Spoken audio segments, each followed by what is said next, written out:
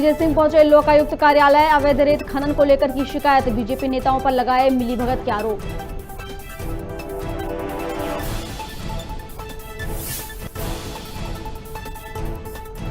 कमलनाथ ने बुरहानपुर में जनसभा को किया संबोधित। सीएम शिवराज, गृहमंत्री नरोत्तम मिश्रा समेत बीजेपी नेताओं पर साधा निशाना, कहा झूठी घोषणाएं कर रहे हैं शिवराज।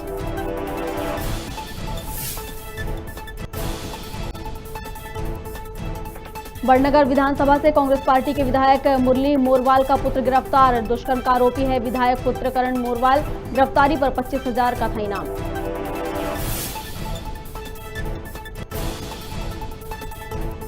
रायपुर के अंबेडकर अस्पताल से कैदी हुआ फरार। चोरी ट्रकों को कटवाने के आरोप में जेल में था बंद। फरार कैदी की तलाश में जुटी पुलिस।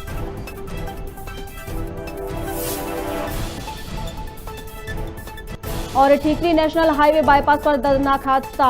2 तेज रफ्तार बाइक आपस में टकराई, 3 की मौत, 5 घायल।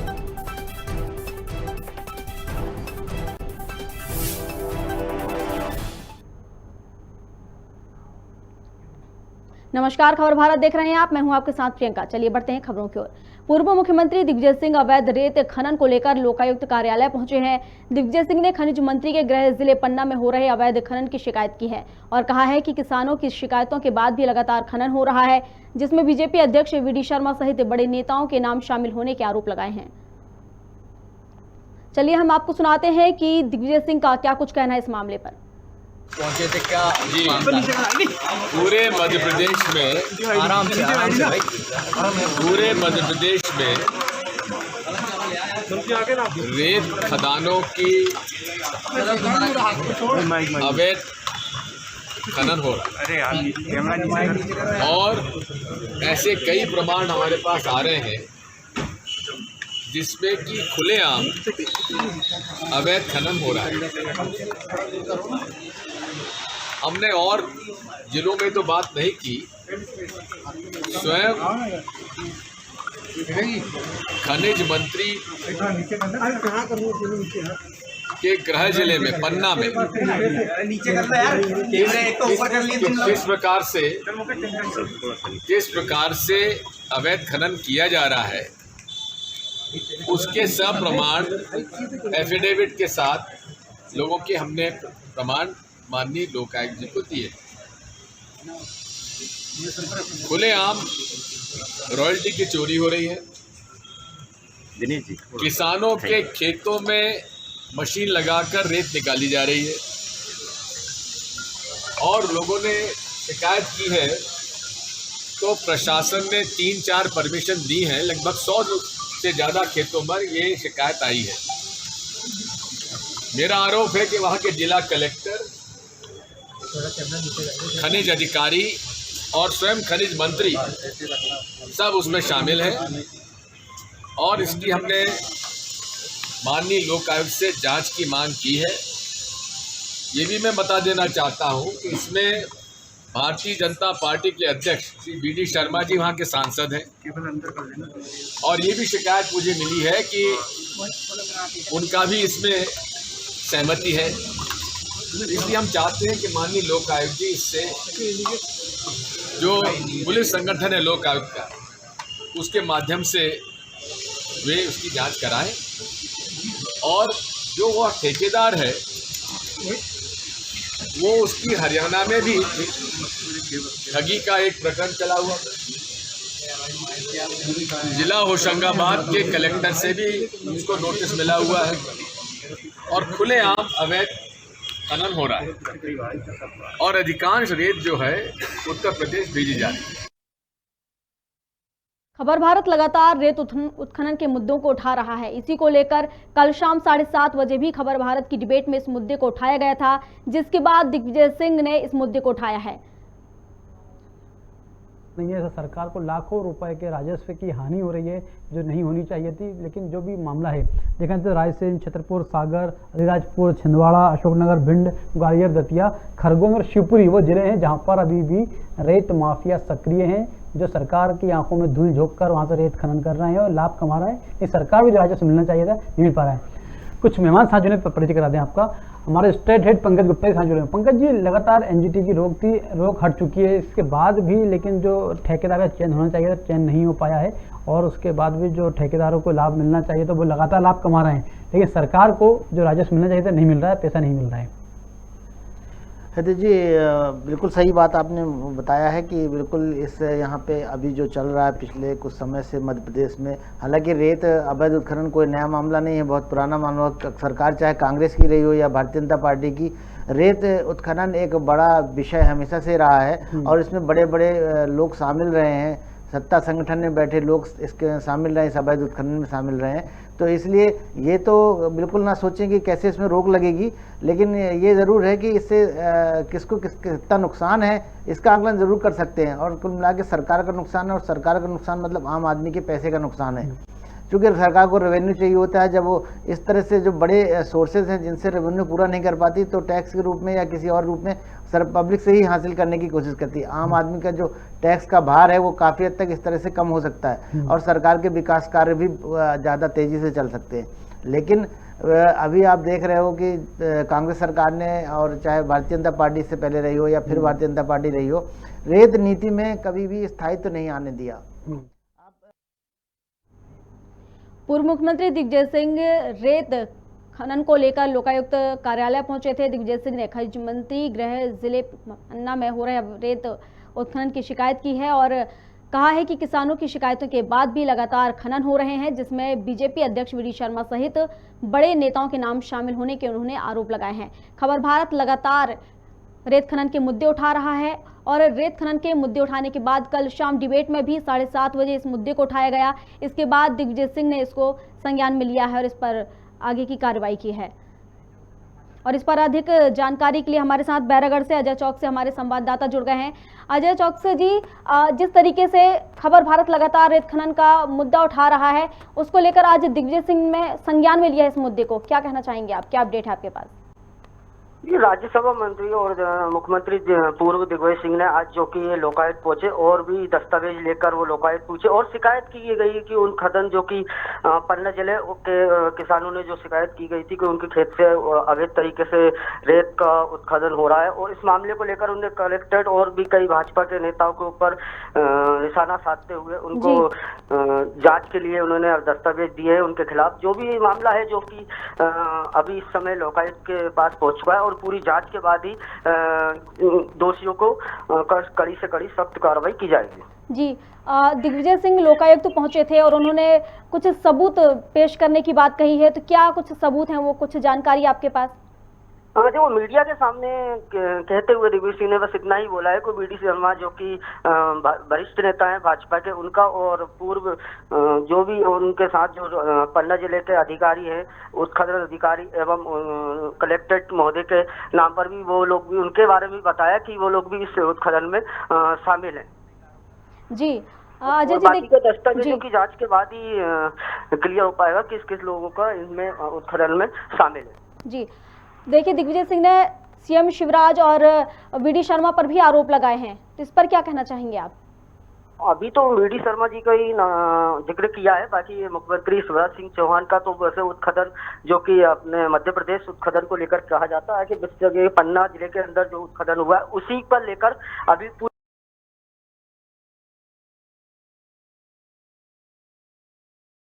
उन्होंने सौंपा गया है। जी, आपका बहुत बहुत शुक्रिया अजय हमारे साथ जुड़ने के लिए। तो आपने देखा कि किस तरीके से खबर भारत लगातार अवैध रेत खनन का मुद्दा उठा रहा है और कल शाम 7:30 बजे भी इस मुद्दे पर डिबेट में चर्चा की गई है, जिसके बाद पूर्व मुख्यमंत्री दिग्विजय सिंह ने इसे संज्ञान में लिया है और इसको लेकर कदम उठाए हैं।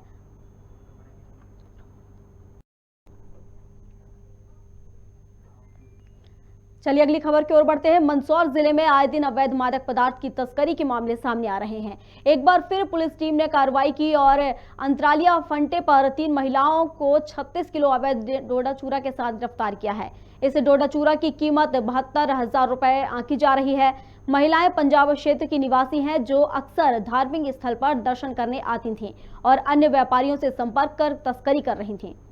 ये मुखबिर द्वारा सूचना मिली थी कि 3 महिलाएं अंतरालिया फंडा प्रतीक्षालय के सामने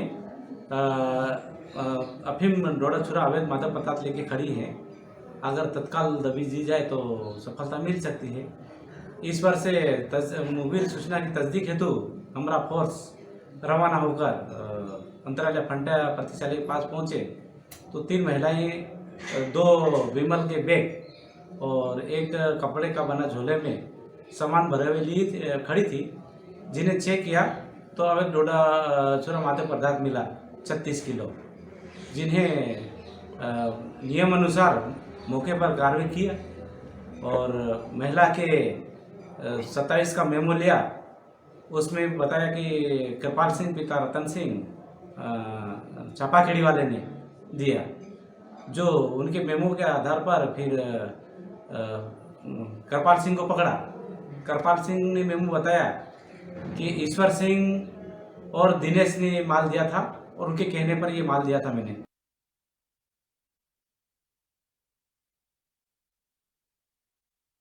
जिले की बड़नगर तहसील से दुष्कर्म के आरोपी करण मोरवाल की गिरफ्तारी हो चुकी है। कांग्रेस पार्टी के विधायक मुरली मोरवाल के बेटे को मक्सी से पुलिस ने गिरफ्तार कर लिया है। दुष्कर्म का आरोपी करण मोरवाल लंबे समय से फरार चल रहा था।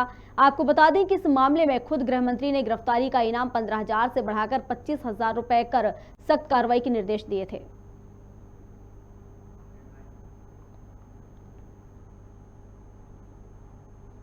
रायपुर में मंत्री से मिलिए कार्यक्रम आयोजित किया गया है, जिसमें मंत्री मोहम्मद अकबर ने राजीव भवन में आम जनता और कार्यकर्ताओं से मुलाकात की है।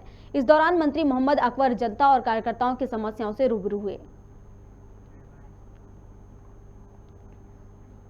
गृहमंत्री नरोत्तम मिश्रा ने कहा कि मध्य प्रदेश में कोरोना के 27 नए केस आए हैं। इंदौर से 9, भोपाल से 8 और नरसिंहपुर से 5 केस सामने आए हैं। 11 लोग ठीक होकर घर जा चुके हैं। वहीं कांग्रेस विधायक के बेटे की गिरफ्तारी को लेकर कहा कि मैंने कहा था कि दिवाली से पहले गिरफ्तारी हो जाएगी। लगातार 2-3 स्थानों पर दबिश दी गई थी, जिसके बाद कल मक्सी के पास से गिरफ्तारी की गई है। जो नारियों की हक की बात करते हैं, पीड़िता से किसी भी कांग्रेसी नेता ने मिलने की कोशिश नहीं की। इससे कांग्रेस की दोहरी मानसिकता उजागर होती है। हमारी जिम्मेदारी थी, करना थी, लेकिन यहां से एक विषय उद्भूत होता है। ये जो पीड़िता है, बच्ची है, बेटी है हमारी, इस पीड़िता से पिछले 6 महीने में किसी कांग्रेस के नेता ने बात करने की भी कोशिश नहीं की।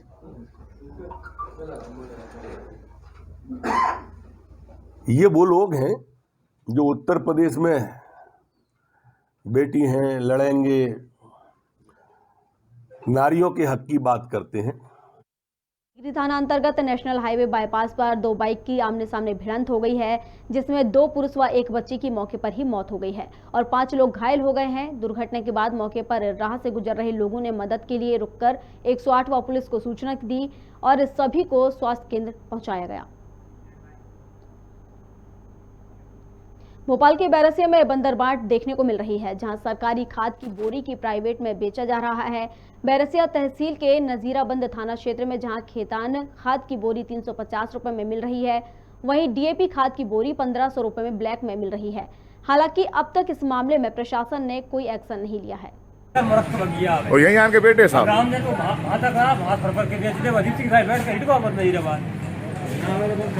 और कितने दिन से बैठे आप? अपने तो हुआ 20 दिन बैठता। अच्छा, अभी एक गाड़ी माल भी नहीं आया। वेब सीरीज आश्रम 3 पर राजनीति गर्मा गई है। इसे लेकर नेताओं ने अपनी अपनी प्रतिक्रिया देना शुरू कर दिया है। इसी कड़ी में अब भाजपा प्रदेश प्रवक्ता नेहा बग्गा ने बयान जारी कर कहा है कि महिला उत्पीड़न चर्च और मदरसों में भी होते आए हैं, फिर वेब सीरीज का नाम आश्रम ही क्यों रखा गया? हिंदू सहनशील हैं, इसलिए बार बार इस धर्म को टारगेट किया जा रहा है। उन्होंने प्रकाश झा से अपनी वेब सीरीज का नाम बदलने की सलाह दी है। बार बार वेब सीरीज और अन्य माध्यमों से उसको टारगेट पर रखना बेहद निंदनीय है और इसीलिए मेरी एक अपील है, एक आग्रह है प्रकाश झा से भी कि जो उनकी वेब सीरीज है जिसका नाम आश्रम है, उसका नाम बदलने पर इन्हें पुनर्विचार करना चाहिए।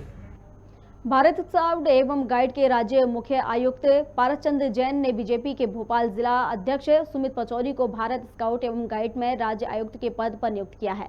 पचौरी को नई जिम्मेदारी मिलने पर भोपाल जिला कार्यकर्ताओं एवं पदाधिकारियों ने बधाई देते हुए उनके उज्जवल भविष्य की कामना की है।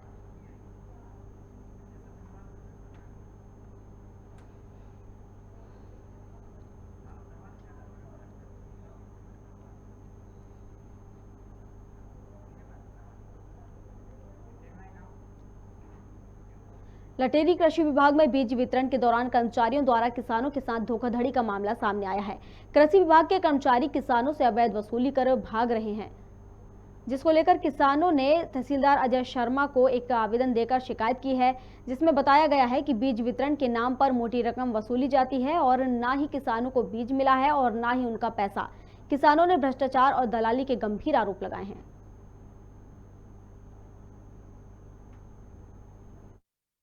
गेहूं मसूर चना के लाने आए थे यहाँ। उनके बदले में हम लोगों से पैसे लूट लिए और बाकी सामान इन लोगों के मालूम बेच दिया कि क्या कर दिया। कितने क्या मामला है? ये गेहूं चना ले गए आए थे। कहाँ? फिर क्या हुआ? 100 रुपये के ले लाए फार्म के और भाग गया करके। गेहूं चना हाँ तो पैसा भी ले गए और कागज भी ले लाए। अब कुछ कितने पैसे लिए थे? 100 रुपये। रायपुर के अंबेडकर अस्पताल से एक कैदी फरार हो गया है। कैदी गुरुमुख सिंह उर्फ बिल्ला अस्पताल के कैजुअल्टी वार्ड में भर्ती था, जहां से कैदी हथकड़ी समेत फरार हो गया है। आरोपी चोरी के ट्रकों को कटवाने के आरोप में जेल में बंद था। पुणे नासिक निवासी कैदी को रायपुर सेंट्रल जेल से इलाज के लिए अंबेडकर अस्पताल लाया गया था, जो जेल प्रहरी संतोष साहू की निगरानी में चल रहा था।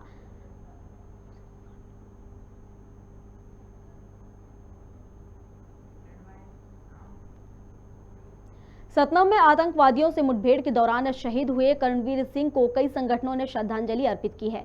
सभी के द्वारा कैंडल जलाकर शहीद को विनम्र श्रद्धांजलि दी गई है, जिसमें राजपूत रॉयल संगठन के कार्यकर्ता, पदाधिकारी और एक्स आर्मी ब्रिगेड के भूतपूर्व सैनिक सहित सैकड़ों लोग इसमें शामिल हुए हैं। कई संगठनों के लोगों ने बिंद के शहीद पुत्र को नमन किया है।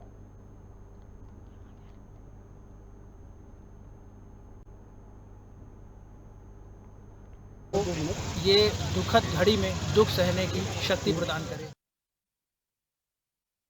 श्रद्धांजलि जी, हमारे बिंद क्षेत्र के वीर सपूत सिपाही करमवीर सिंह जो शोपिया में अपनी शहादत दिए हैं, मिलिटेंटों से लोहा लेते हुए 2 मिलिटेंटों को मार गिराया और अपनी जान की भी कुर्बानी उन्होंने दे दी जी। और हमारे पूरे बिंद क्षेत्र के लिए एक मिसाल कायम किया उन्होंने, जो कि रहने वाले दलदल के हैं। उनके पिताजी भी आर्मी से सूबेदार मेजर रिटायर्ड हैं और वो भी अपने 2017 में उनके पिताजी रिटायरमेंट आए और इसके बाद अपने वीर सपूत को उन्होंने सेना में भर्ती किया अपनी जगह। और उनका वीर सपूत 20 तारीख को उनका जन्मदिन था और 20 तारीख को ही उन्होंने देश के लिए हमारे बिंद क्षेत्र के लाल सपूत करणवीर सिंह की शहादत जो उन्होंने 20 अक्टूबर को देश की सेवा करते हुए दिए हैं, उनके सम्मान में एक श्रद्धांजलि समारोह आयोजित किए हैं। श्रद्धांजलि समारोह सिर्फ मेन मकसद ये है कि हम उनके सम्मान को, उनके बलिदान को व्यर्थ ना जाए और भगवान से प्रे किए 2 मिनट का मौन रखकर भगवान उनको अपने श्री चरणों में रखे और उनके परिवार को ये दुखद घड़ी में दुख सहने की शक्ति प्रदान करे। मध्य प्रदेश के मुख्यमंत्री शिवराज सिंह चौहान विधानसभा उपचुनाव में प्रचार करने पृथ्वीपुर पहुंचे। उन्होंने किसानों को संबोधित करते हुए कहा कि मैं आपको आश्वासन देता हूं कि खेती के उत्पादन की सही कीमत मिले, इसके लिए जो जरूरी फैसले होंगे उसे सरकार पूरा करेगी।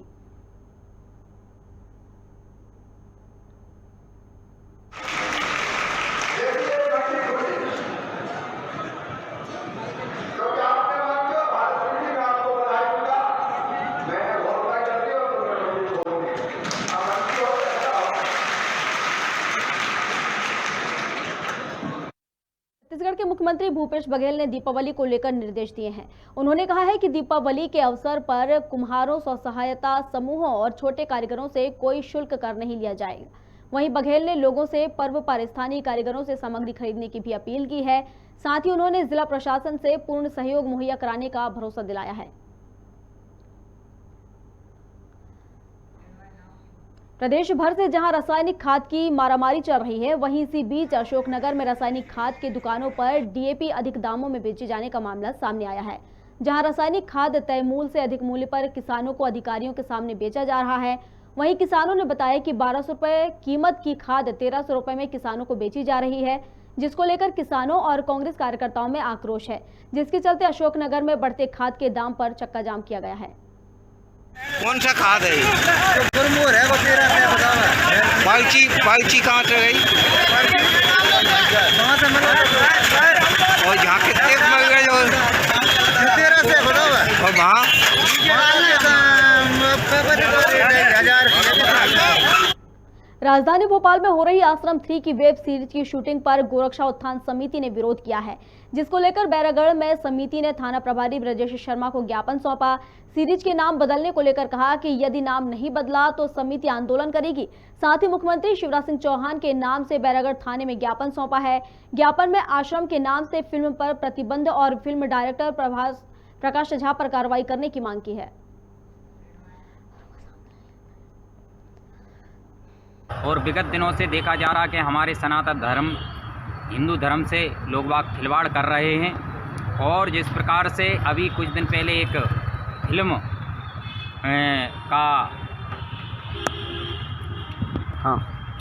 जिस प्रकार से अभी विगत दिनों से कुछ हमारे सनातन धर्म के साथ भी खिलवाड़ कर रहे हैं। अभी कुछ दिन पहले एक फिल्म का निर्माण किया है जो कि आश्रम के नाम से, जो पूरे सनातन धर्म इसका घोर निंदा करता है।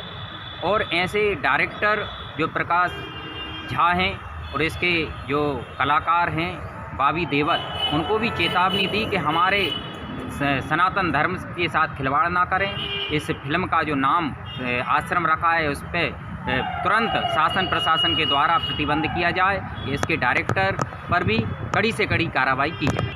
जय जय श्री राम।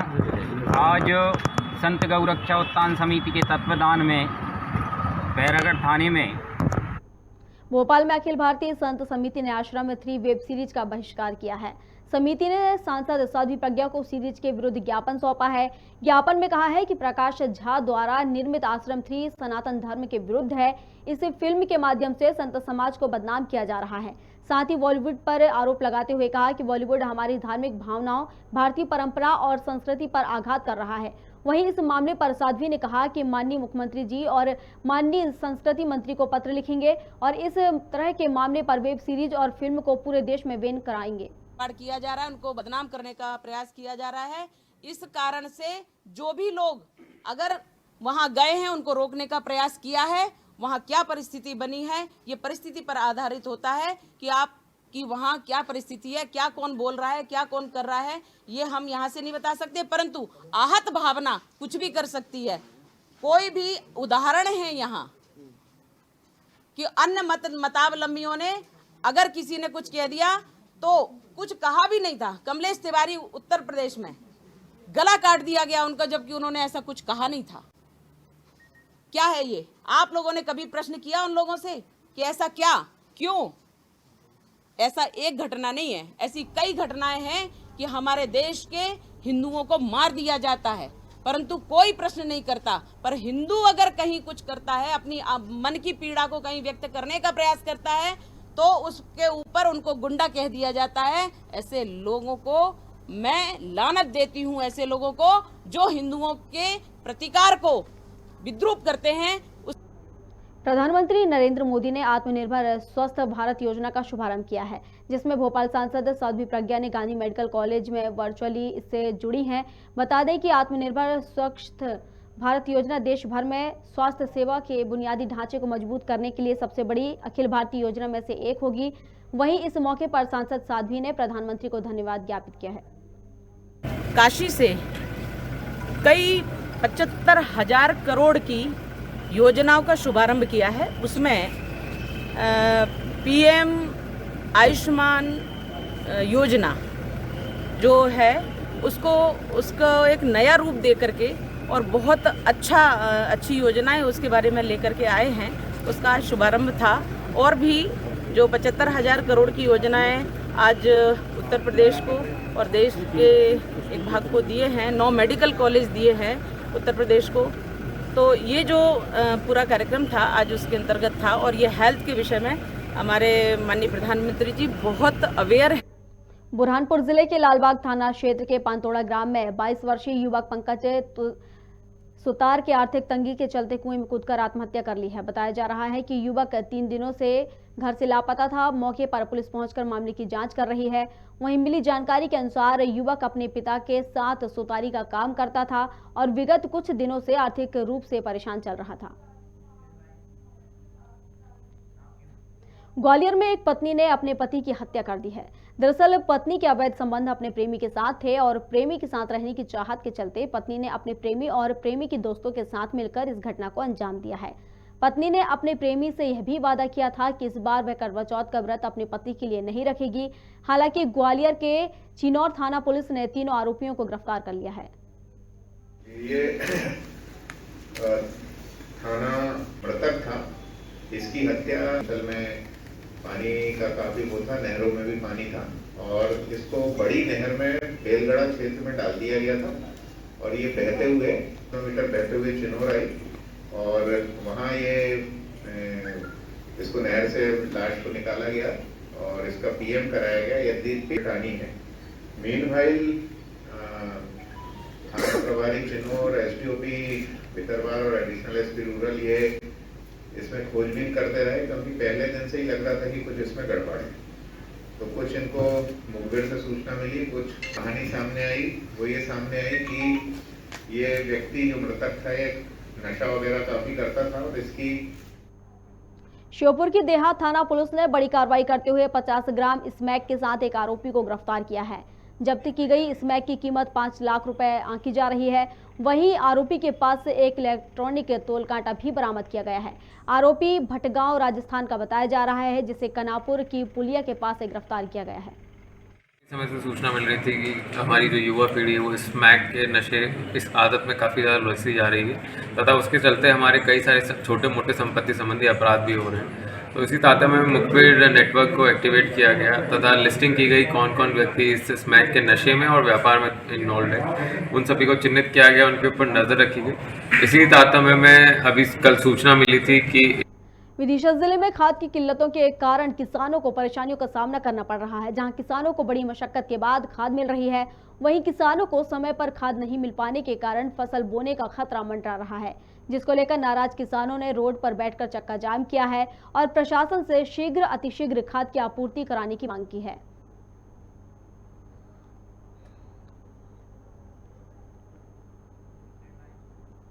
काम कर रहे हैं, उनका ये कहना था कि खाद की प्रॉब्लम आ रही है उनको और खाद समय पे नहीं मिल पा रहा है किसान को, इसको लेके बात की है उन्होंने। यूरिया और एनपीके की मांग को लेकर आए हैं। बड़े शर्म की बात है कि बोनी का टाइम निकला जा रहा है और किसानों को ये सरकार डीएपी, यूरिया और एनपीके और बीज उपलब्ध नहीं करा पा रही है। सुबह 6 बजे से 80 साल की महिलाएं लाइन में लगी हुई हैं, बेचारे किसान लाइन में लगे हुए हैं, फिर भी उनको खाद नहीं मिल पा रहा है। बगैर खाद के कैसे बोनी होगी? मैं पूछना चाहता हूं सरकार से कि जब हमारी ज़मीन का पूरा रिकॉर्ड सरकार के पास है तो हमारे लिए खाद का इंतजाम इनने पहले क्यों नहीं किया? प्राइवेट गोदामों पे, प्राइवेट दुकानों पे 1600, 1700 रुपए की बोरी बेची जा रही है, उनको खाद कहाँ से मिल रहा है बेचने को? सरकारी वेयर हाउस पे खाद क्यों नहीं बांटा जा रहा है? आज कुल 500 बोरी आई हैं और यहाँ 2000 से ज़्यादा किसान हैं और एक किसान को 2 बीघा के लिए 1 बोरी की ज़रूरत होती है, कैसे पूर्ति होगी? क्या मांग करते हैं अगर आप ये समझ? आज किसानों ने यहाँ पर रोड जाम करके आंदोलन किया है और ये मांग की है कि शाम तक 10 ट्रक बुलवाए जाएं और किसानों में बंटवाए जाएं। यदि ऐसा नहीं होता है तो किसान दोबारा आंदोलन करेंगे, जिसकी समस्त जिम्मेदारी सिरोंज प्रशासन की रहेगी। सतना में अधिवक्ता संघ का शपथ ग्रहण समारोह आयोजित किया गया, जिसमें नवनिर्वाचित पदाधिकारियों को शपथ दिलाई गई, जिसमें कार्यकारिणी के सदस्यों ने गोपनीयता की शपथ ली। बता दें कि अधिवक्ता संघ के अध्यक्ष के तौर पर सुनील शर्मा नियुक्त किए गए हैं। वहीं कार्यक्रम में न्यायाधीश आरपी शर्मा और प्रधान न्यायाधीश आनंद कुमार भी शामिल रहे।